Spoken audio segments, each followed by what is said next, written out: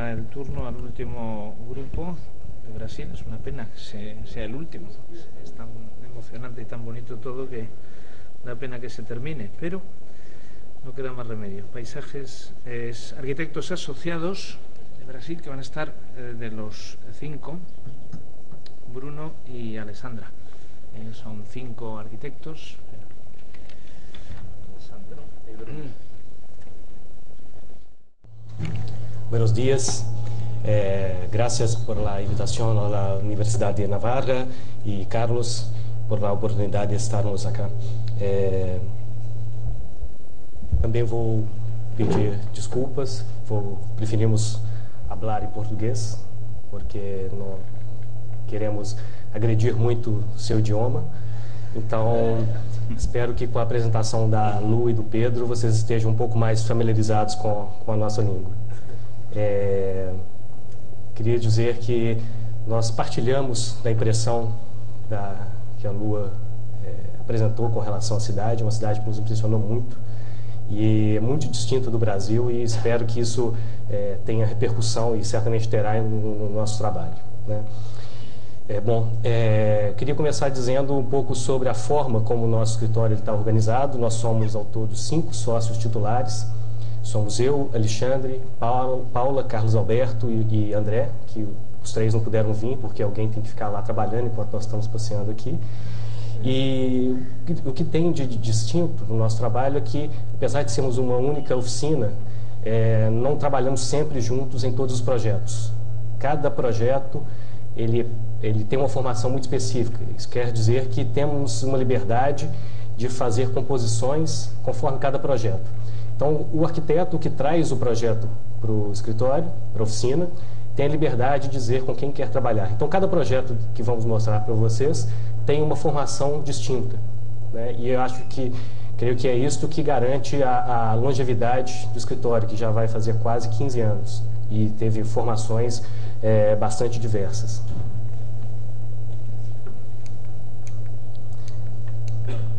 Temos um pouco isso de criar combinações de equipes, né? Esse é um pouco do nosso escritório.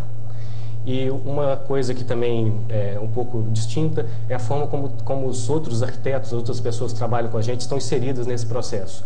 Na verdade, nós não temos empregados, né? A gente tenta não reproduzir a cadeia de um pouco de exploração do trabalho, como acontece no Brasil, em que os arquitetos, principalmente os recém-formados, são mal pagos por outros arquitetos e é o que gera o lucro do escritório. Então, nós tentamos não fazer isso. Os arquitetos que trabalham conosco foram estudantes que trabalharam conosco e hoje são o que a gente chama de associados. A eles corresponde uma certa porcentagem do projeto e eles têm que administrar essa porcentagem. Então, nós não temos assalariados no nosso escritório e creio que isso é uma estratégia interessante, não só para valorizar as pessoas que estão trabalhando conosco, inseri-las dentro da autoria dos projetos, mas também fazer com que eles efetivamente deem aportes interessantes no trabalho.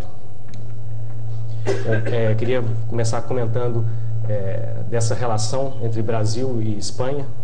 Nós estamos aqui e Espanha está aqui. Nós podemos ver a diferença do tamanho do território entre os dois países. E aqui onde nós estamos, a província de Minas Gerais. Eu achava que Minas Gerais tinha uma área um pouco menor que a Espanha, mas ontem eu busquei no Google e verifiquei que nós temos uma área ligeiramente 10% maior do que a Espanha. Quer dizer, a nossa província é um pouco maior que toda a Espanha, né? Então, por outro lado, nós não temos a riqueza, a quantidade de dinheiro que o país de vocês tem, e temos alguns problemas para resolver que a Lua apontou muito bem. Para localizar um pouco mais, nós estamos logo acima de São Paulo, do lado do Rio de Janeiro que está aqui, então nós não temos mar, nós não temos aquela paisagem e que talvez que seja mais projetado do Brasil no exterior. Por outro lado, a gente tem uma topografia muito acidentada, um relevo muito acidentado que, por um lado, nos caracteriza, mas gera problemas de ocupação do território que a gente acaba tendo que lidar com eles. E uma característica da nossa província é que ela foi ocupada em função das minerações. Em Diamantina, onde havia pedras preciosas, e em Ouro Preto, por causa do ouro, onde foi a segunda capital da província por muitos anos, por causa da exploração do ouro. E a nossa cidade, que é Belo Horizonte, ela foi aparecer algum tempo depois, em função de uma atitude política de mudar a cidade, a sede administrativa da província, para uma cidade política, eminentemente política, porque o ciclo do ouro já havia acabado. Então aqui tem as estradas que formaram as cidades de Minas Gerais, que basicamente elas tentam elas conduzem esse ouro, essa pedra preciosa até o litoral, até a sede do reino de Portugal, até do Império, né, que era o Rio de Janeiro. Essa é uma foto de Ouro Preto, em que a gente vê esse tipo de ocupação, em que nós temos que lidar com a topografia, a questão de uma pendente muito acidentada. A questão da paisagem, que é sempre muito forte, muito presente na nosso contexto. Então, como eu disse para vocês, há cerca de 110 anos decidiu-se cambiar a capital da província de Ouro Preto para Belo Horizonte. E a cidade, então, pesquisou-se vários sítios, decidiu-se implantar em Belo Horizonte. E foi uma cidade planejada.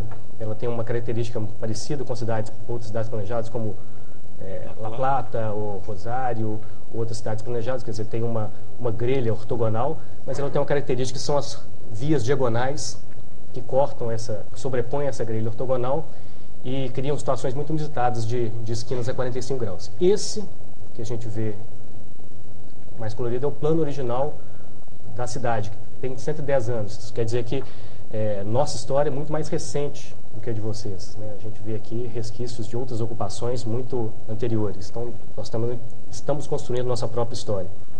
Essa é Belo Horizonte hoje. Aqui a gente vê os limites da cidade original, quer dizer, eles já se perderam.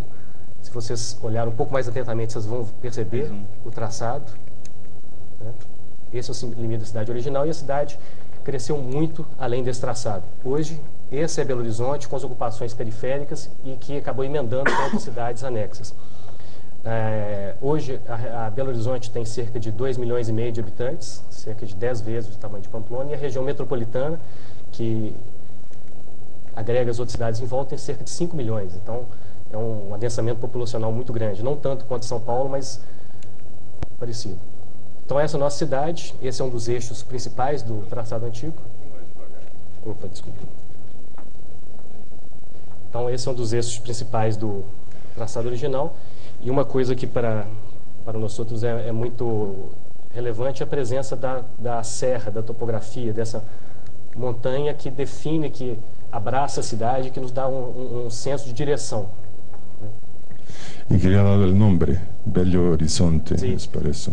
Por essa imagem que se mostra uma vista dessa serra em que se vê se discutindo esse horizonte. Bom, então nós vamos começar então um percurso que vai dentro dessa plano original, algumas possibilidades que a gente teve de intervir dentro do plano original, e vamos então saindo à medida que fomos caminhando para fora desse plano original. O primeiro, logo do plano original, vocês podem ver um pouco da presença dos espaços verdes, que não se compara a Pamplona de forma alguma, mas por outro lado o espaço central, o espaço original, o espaço mais rico de espaços públicos e espaços verdes, né? Os espaços que foram construídos depois desse plano original já não têm essa qualidade e essa riqueza. E o primeiro projeto que eu vou mostrar é um projeto que intervém em uma dessas áreas, é a chamada Praça da Liberdade, onde foi colocado toda a parte administrativa do governo da província, com vários prédios de várias épocas, que caracterizam um pouco a construção da cidade. Os edifícios do governo são edifícios ecléticos e que foram sendo colocados lado a lado com edifícios modernos e pós-modernos. Essas são as secretarias de Estado. Bruno, só volta um pouquinho e localiza os dois Niemeyer ali para... Temos o Niemeyer aqui, que eu vou mostrar uma foto dele. E temos outro Niemeyer aqui, que é a Biblioteca Pública. E outro, um edifício pós-moderno, de Aulo Maia, que é um arquiteto mineiro que é importante para a gente. E essa convivência, creio que nós decidimos começar por esse projeto, porque creio que ela mostra um pouco do que nós somos, né? Um pouco dessa fusão da arquitetura moderna, pós-moderna, e nós somos um pouco resultado dessa convivência mútua e dessa troca. Então esse é o edifício Niemeyer, é um edifício muito bonito, é um edifício de apartamentos.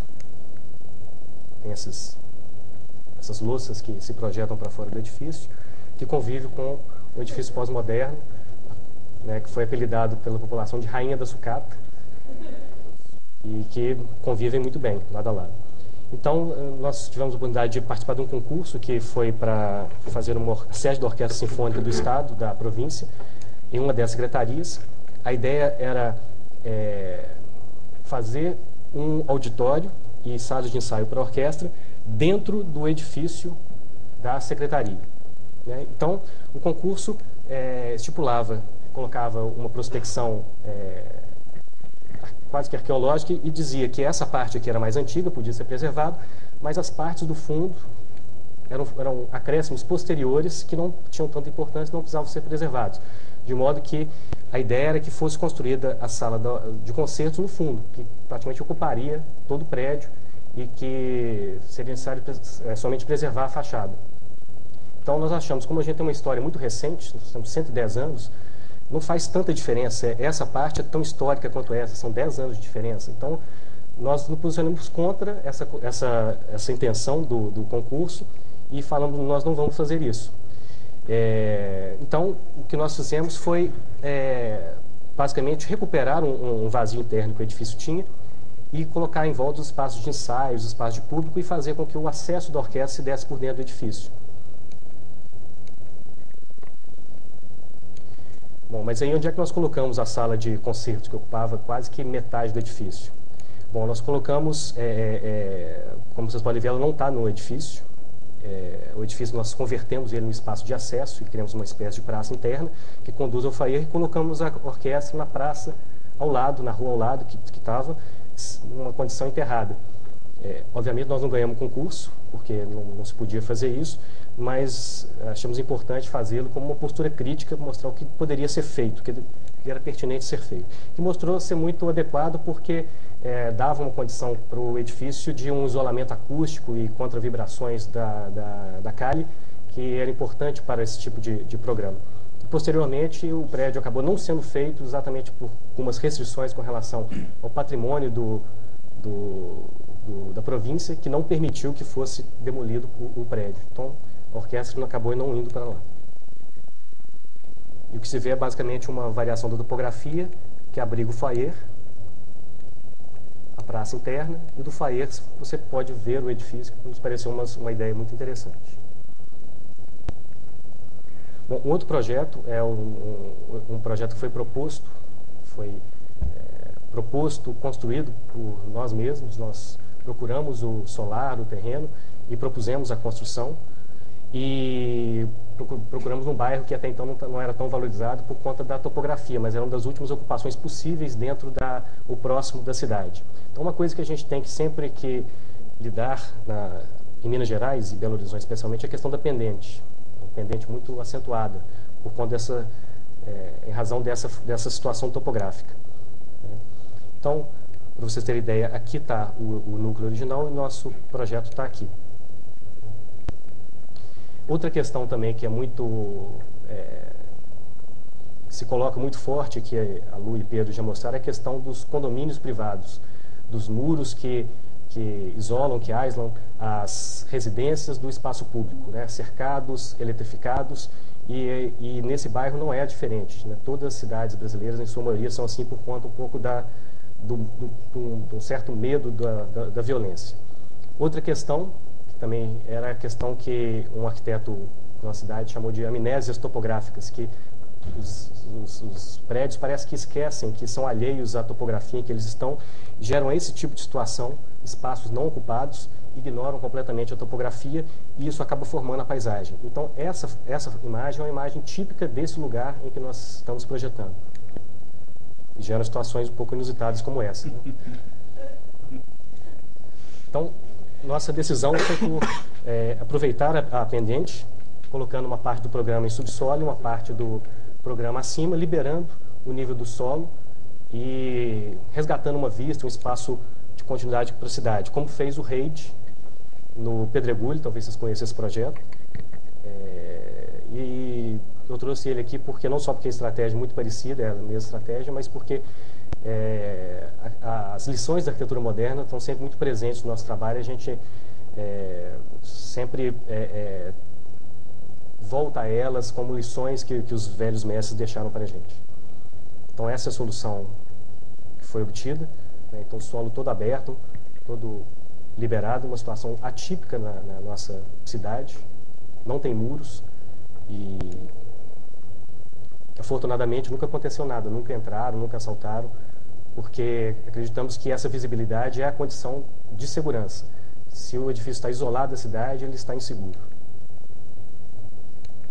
Do ponto de vista construtivo, ele é muito simples, ele tem uma estrutura independente de hormigão, de concreto, que vai até essa louça, e depois ele inicia uma estrutura de ladrilho, que se apoia sobre essa bandeja de concreto.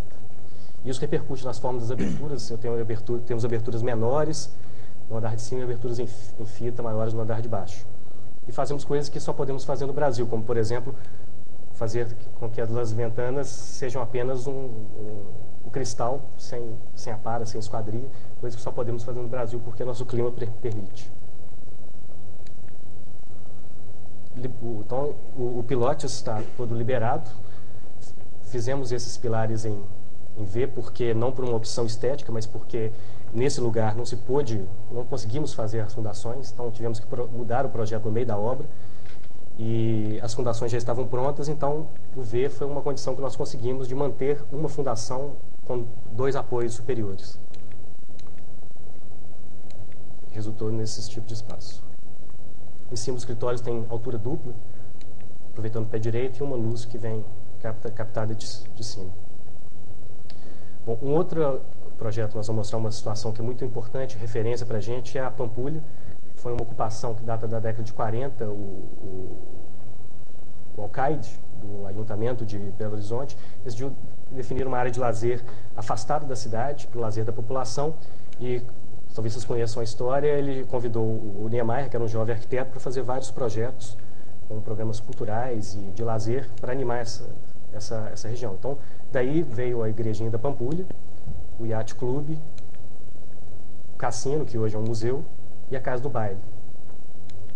Então, essa praça está em cima... Só comentar para el que eventualmente no sepa, el alcalde de Belo Horizonte en ese momento se llama Juscelino Kubitschek, que es justamente el que como presidente le va a encargar la construcción de Brasilia Niemeyer.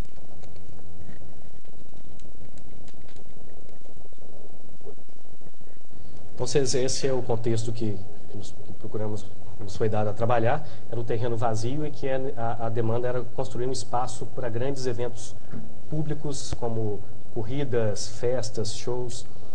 E aqui podemos ver a proximidade com a igreja de Oscar Niemeyer. Então, a ideia era evitar com que uma estratégia que evitasse o edifício colocado contra a paisagem. Então, a ideia foi fazer com que todas as infraestruturas de apoio tivessem posicionadas numa variação da topografia e criando uma variação topográfica que pudesse criar uma mirada em direção à lagoa, esse lago artificial, que hoje não é possível. Então, o projeto ele parte de uma grande esplanada, com piso de ladrilho, e ele vai tornando cada vez mais permeável com uma céspede, que se vai intercalando com ladrilho, até tornar uma área mais arborizada. Então, é uma área de grandes eventos, mais livre, até uma área de convívio, porque nós estamos aqui no bairro residencial, e então o projeto tenta lidar com essas duas escalas. Esses são postes de iluminação, que resolvem a iluminação funcional da praça, e para esses grandes eventos. A possibilidade de criar uma arquibancada, um espaço de permanência que pudesse mirar a lagoa.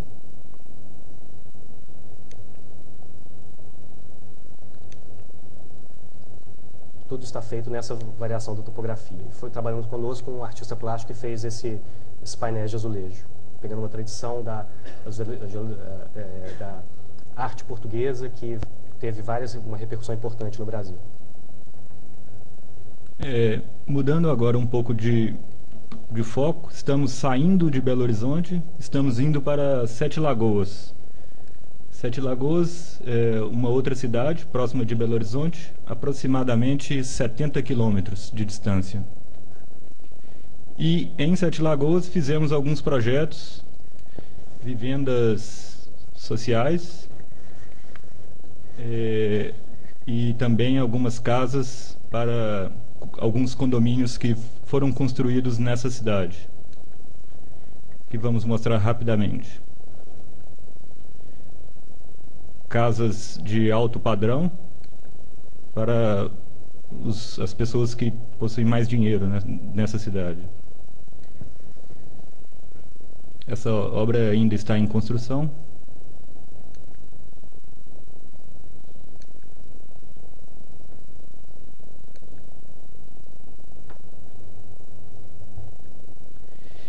E de Belo Horizonte, indo para Nova Lima, que também é uma outra cidade, uma área de expansão. As pessoas estão indo morar em Nova Lima para trabalhar em Belo Horizonte. E em Nova Lima existem vários condomínios fechados que estão atraindo vários trabalhos dos jovens arquitetos. Nova Lima é uma região que tem uma topografia muito acidentada, e fizemos algumas casas que tentam tirar proveito dessa pendente.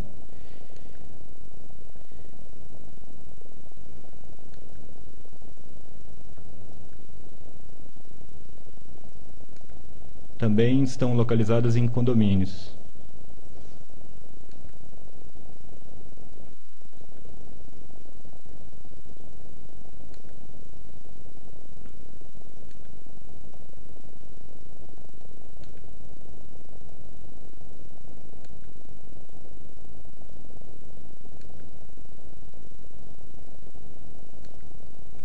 Bom, em Nova Lima, participamos de um concurso público nacional para o Centro de Arte Corpo. Corpo é um grupo de dança que nasceu em Belo Horizonte, muito importante mundialmente, e o terreno escolhido para fazer a sede do grupo é Nova Lima, município de Nova Lima. Belo Horizonte, como toda a região próxima a Ouro Preto, depois que o ouro acabou, começou-se a extrair o minério de ferro para fazer aço.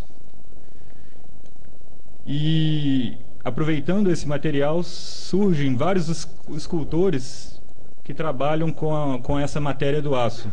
Esse escultor, Amílcar de Castro, é contemporâneo do Chillida e do Oteiza. Tem a mesma idade, mais ou menos. Já morreu. Mas algumas esculturas foram feitas, inclusive, na mesma época, né, utilizando o aço, que é o material que está disponível para a gente. Fizemos o concurso em parceria com o Amílcar de Castro e tentamos trabalhar com a estratégia escultórica do artista, aplicando a estratégia escultórica do artista ao edifício. E criamos, então, um grande teatro, uma grande sala de espetáculo, setores administrativos, galerias de arte e a sede do Grupo Corpo mais alta para que pudesse ver as montanhas. Estes são os desenhos iniciais. Essa foi a maquete realizada para o concurso. E estes são os desenhos entregues no final do concurso. Ganhamos o concurso, fizemos o projeto já está desenvolvido, mas ainda não há o dinheiro para construir. Bom, saindo de Belo Horizonte, indo para Brumadinho, agora, recentemente, um empresário particular resolveu transformar a sua fazenda em um grande museu de arte contemporânea. Criou-se, então, um parque muito grande, cujo paisagismo inicial foi executado pelo Burle Marx, e depois o parque continua expandindo, atraindo novos artistas. E aqui é uma pequena parte do parque. O parque é maior, passa para lá, para cá. E tivemos a oportunidade de trabalhar nesses projetos. Aqui são algumas vistas do parque. A paisagem é muito bonita, muito exuberante. Os lagos são artificiais. Aqui a gente tem um mapa completo da região. Várias galerias. Alguns desses edifícios são edifícios, obras de arte. Foram feitos para abrigar uma obra de arte. Temos o Tunga, um grande artista brasileiro. Olafur Eliasson. Dan Graham. Matthew Barney. Hélio Oiticica. Doug Aitken. Valesca Soares. Rivani Nauschwander. E, para fazer as intervenções que fizemos no parque, procuramos evitar esse tipo de ocupação. E tentamos trabalhar com esse tipo de ocupação, em que o edifício pudesse se fundir à paisagem. Ao invés de propor isso, propomos isto. Trabalhamos também com a ideia de transição. Você está no espaço aberto do parque e você entra numa galeria. Até então, as galerias que estavam lá não existiam espaços de transição. Procuramos trabalhar com esses espaços de transição. Outside, inside. Trabalhamos então com um espaço ambíguo, em que você pudesse ter uma cobertura, mas o espaço continuasse aberto. O primeiro, não exatamente o primeiro, mas talvez o primeiro mais importante edifício que fizemos lá foi um centro educativo, onde acontecem as atividades educativas do museu, onde existe um auditório, uma biblioteca, talheres. E a intenção inicial, ele está aqui. Ele está aqui, junto a um lago, junto à entrada principal do museu. Aqui está a entrada do museu. E ele estava muito próximo desses dois lagos, e a nossa ideia inicial era tentar mimetizar o edifício na paisagem. Fizemos então duas lousas paralelas em apenas um pavimento, e passamos a lousa sobre o lago para ganhar área. Aproveitamos a cobertura do edifício e criamos um espelho d'água com jardins, onde você pode atravessar o museu e ligar diferentes partes do parque através da cobertura, e transformar a cobertura em mais um espaço para abrigar obras de artes e um espaço para se trabalhar o paisagismo. Aqui temos o Hélio Oiticica, várias galerias e o edifício. Esta é a planta da coberta. E estes são os espaços internos. Por aqui você desce e chega nesse grande espaço de acolhimento. Aí aqui uma biblioteca, talheres, banheiros, auditório, café. E aqui no centro existe uma praça com água. Aqui o volume do auditório. Aqui a situação. São somente duas lousas de concreto paralelas, e todos os fechamentos são vidro ou ladrilho. Na cobertura trabalhamos com uma placa de hormigão cortadas em dois formatos diferentes, esse e este, que pôde conformar o desenho. A água passa por baixo E aqui fizemos bancos de areia para crescer as plantas. Quando as plantas eram maiores, invertemos a estrutura e fizemos um vaso. E estas são as vistas gerais da cobertura, com a integração do edifício com a paisagem. Esta obra de arte é uma obra de uma artista japonesa que chama Yayoi Kusama.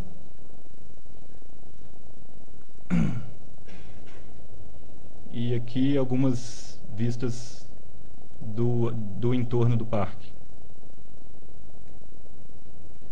O café, a praça e os jardins submersos. A entrada principal, acolhimento, café e o outro lado dos talleres.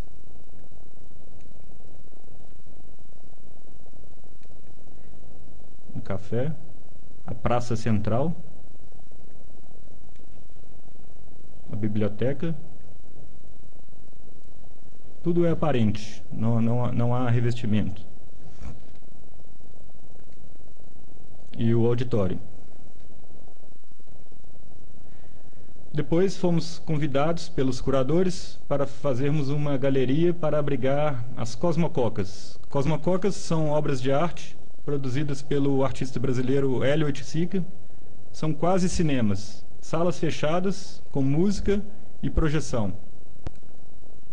Ela está localizada aqui. A ideia dos curadores era que a gente não deveria criar hierarquia entre as salas. Todas são iguais.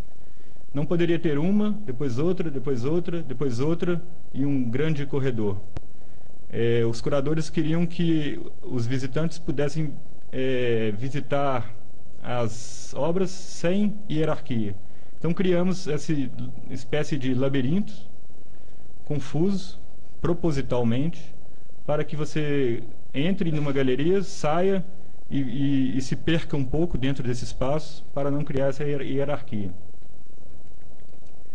O edifício está localizado numa pendente. Se você vê o edifício do alto, ele se funde na paisagem. Se você vê o edifício por baixo, ele aparece como uma grande rocha. Temos 4 entradas, né? Uma por aqui, chega aqui, aí uma entrada aqui, outra aqui, outra aqui, outra aqui. Então esse é o labirinto. E aqui estão as obras. Alexandre, deixa eu só fazer uma. Solamente para pontualizar, Hélio Oiticica é um artista de vanguardia de Brasil que trabalha no final dos 60 e principalmente dos 70.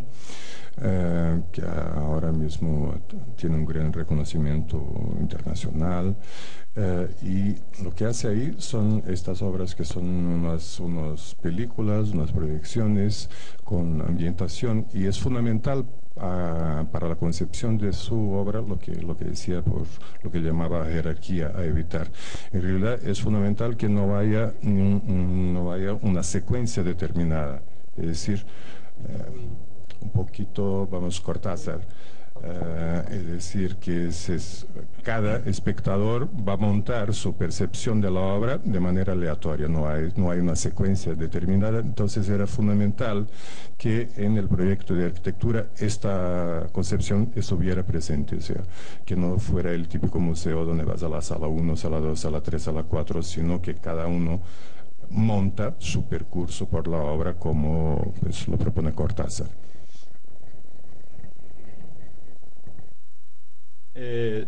Em cima do hall, criamos as áreas técnicas, onde não era necessário o pé direito muito alto. E em cima das salas, não há nada, temos o pé direito completo, que era necessário para a obra. Aqui é a pendente natural. E aqui há algumas vistas. Isto é uma obra de arte de um outro artista brasileiro. E o edifício visto de baixo. Ele foi todo executado em estrutura convencional de concreto, hormigão, ladrilhos e depois o revestimento de pedra.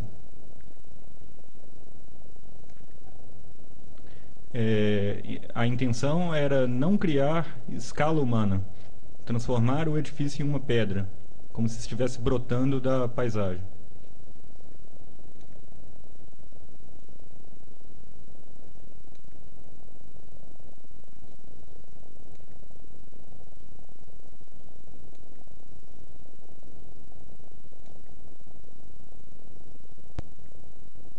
Aqui é um pouco do processo construtivo, onde colocamos andaimes para fazer o assentamento da pedra. Essa pedra é uma pedra comum, muito barata, normalmente é utilizada para fazer calçadas. E aqui, a vista oposta, vista de cima, o edifício se funde à paisagem e sua cobertura se transforma em uma praça de onde se pode mirar o parque. Fizemos algumas lanternas para marcar a entrada das salas de exposição. E aqui algumas áreas técnicas.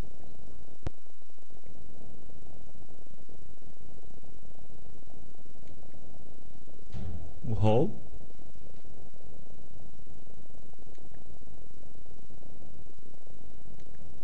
E algumas obras. Essa é uma obra onde o visitante é convidado a deitar. Sí, echarse en la hamaca Sim. y saborear a Jimi Hendrix, saboreando cocaína. Este é uma piscina de pelotas e há aqui também uma areia. Nesse outro se pode deitar e escutar e ver as projeções. E nesse você pode nadar. O convidado deve nadar.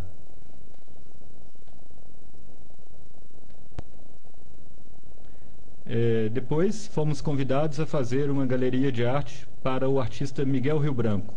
Miguel Rio Branco é um fotógrafo muito importante no Brasil. E o edifício está localizado aqui, em uma pendente também. E essas são algumas fotografias do Miguel Rio Branco. Um trabalho com espelhos. E a ideia inicial era tentar esconder a massa construída. Tínhamos uma sala de 7 metros de pé direito e um grande pavilhão com 6 metros de altura. Isto foi o que os curadores nos pediram. Mas com o desenvolvimento do projeto, trouxemos esta sala para aqui, e tentando escondê-la. E depois criamos, então, uma praça onde você acessa o edifício. Desta praça você pode mirar a sala de baixo ou subir para o grande pavilhão. Esta é a sala 12 por 12 metros, com 7 metros de pé direito. Este é o nível de chegada. Você pode chegar por aqui ou por aqui. Uma praça. Aí aqui um café, banheiros. E daqui fizemos somente um vidro para você ver a exposição desse ponto. Você pode subir para o pavilhão de cima ou descer para a galeria de baixo. Aí também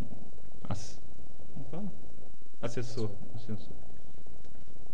E este é o grande pavilhão. Esse pavilhão possui esse formato porque o artista nos pediu que fizesse um edifício em forma de pedra, uma pedra lapidada. Ele queria que fizéssemos um edifício com essa que parecesse uma pedra lapidada. E a conformação do sítio nos permitiu isso, porque há aqui um bosque, há aqui outro bosque e os acessos. A topografia sugeria que fizéssemos um formato diferente para atingir os objetivos do artista. E esse espaço é totalmente flexível, pode-se montar aqui em qualquer tipo de exposição. E essa é a cobertura. O sistema construtivo é concreto, aqui, uma lousa de concreto, e depois uma grade metálica, como um wireframe.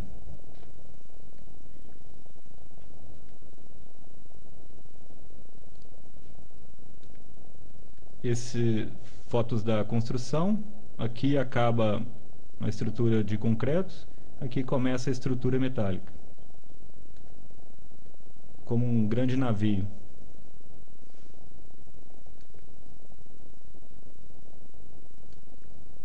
As chapas metálicas de cortem, aço cortem, e a lousa comum, de ladrilho e concreto. A colocação das chapas. As chapas são soldadas.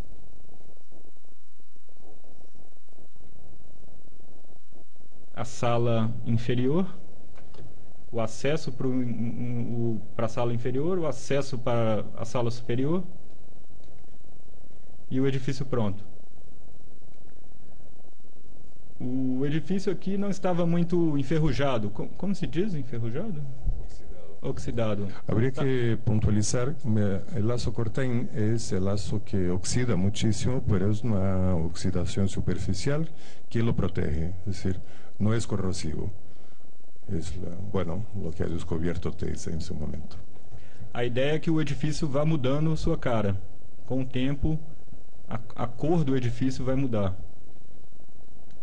Entonces puntualicemos que hay una genealogía que en este caso nos liga directamente pues a Pamplona o a la cultura del norte de España, que es Oteiza es una figura referente para Amílcar Castro, que es el que empieza a trabajar el acero y que al final resulta en esto.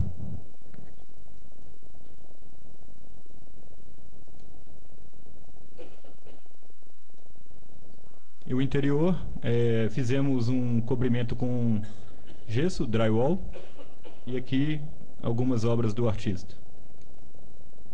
A praça, os banheiros, o café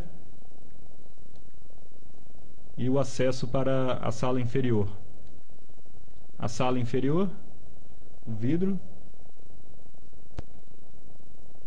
E agora mudamos para o Rio de Janeiro.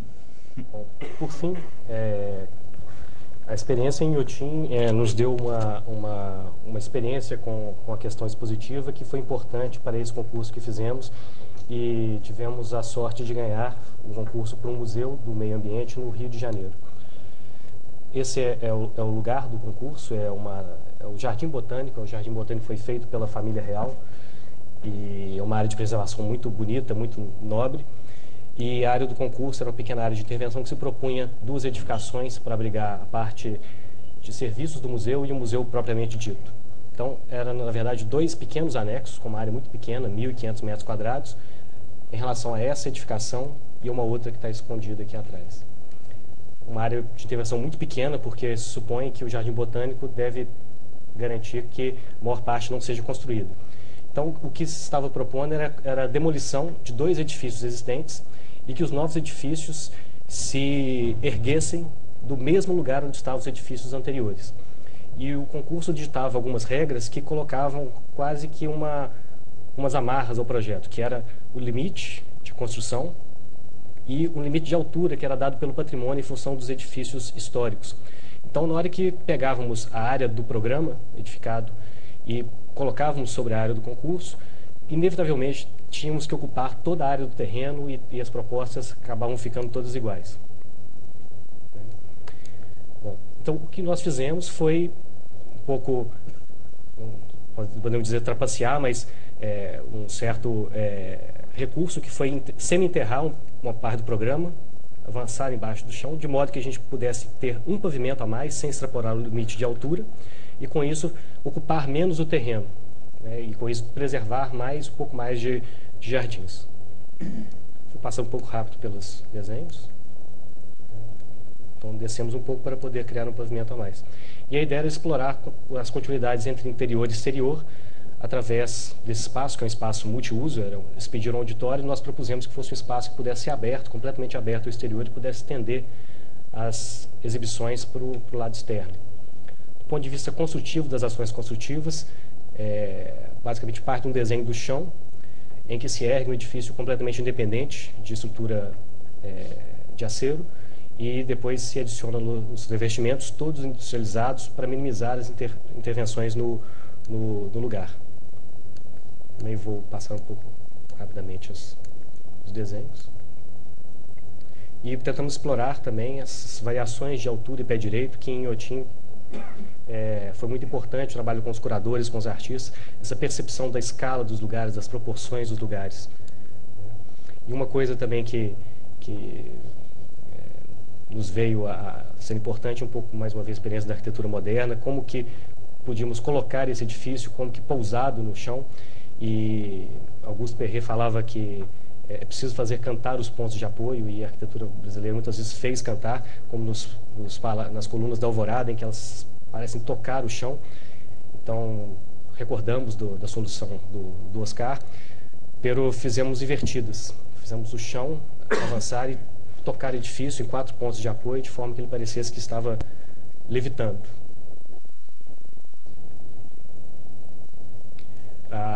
O trabalho cromático também é intencional, de forma a criar um contraste forte entre o edifício existente, a paisagem, e o edifício antigo, marcando sua presença no lugar, sua testemunha do seu próprio tempo. Estamos trabalhando nesse projeto agora, terminando os projetos executivos. Creio que sim. A intenção é que se construa logo de imediato. E a ideia é que o espaço embaixo seja completamente aberto e o museu fique flutuando aqui em cima e tenha o mínimo controle possível. Creio que exerço. Obrigado.